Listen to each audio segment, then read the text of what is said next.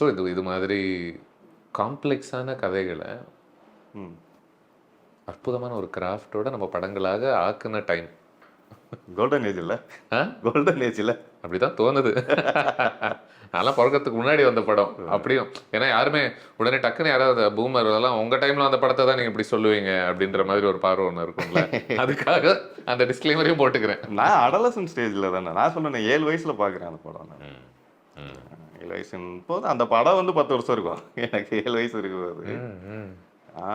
பார்க்கும்போது அதான் சத்மா ஹிந்தியில் பார்த்தேன். நீங்கள் இதோட விஷுவல்ஸ் இப்போ காட்டினீங்கல்ல, நீங்கள் எனக்காக ஒரு வாட்டி சத்மா பார்த்துடுங்க. அப்புறம் நீங்க படமே பார்க்க மாட்டீங்க, போட்டோ மட்டும் தான் எடுத்துட்டு இருப்பீங்கன்றீங்க.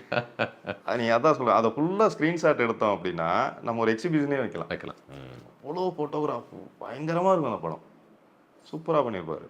ஏன்னா சில முறை இந்த மாதிரி ஃப்ரேம்ஸ்லாம் பார்க்கும்போது இல்லை, நீங்கள் அதுக்குள்ளே எவ்வளோ லைஃப் இருந்தால் நீங்கள் அதுக்குள்ளே தொலைய முடியும் இல்லையா? நீங்கள் சொல்கிறது போல் நீங்கள் அந்த ஒரு எக்ஸிபிஷன் வச்சாங்கன்னா ஒவ்வொரு ஃபோட்டோ கிட்ட நீங்கள் நின்று ஒரு மணி நேரம் நீங்கள் யோசிக்கலாம்.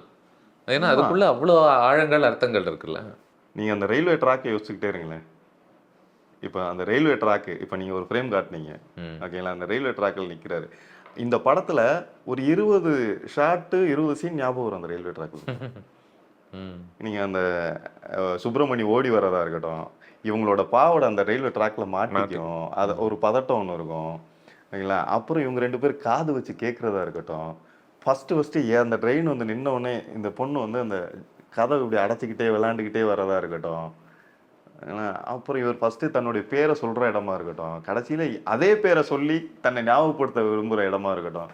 இப்போ இப்படி ஒரு ஃபோட்டோகிராஃப் வச்சிங்கன்னா இவ்வளோ சீன் சொல்ல முடியாது இல்லை.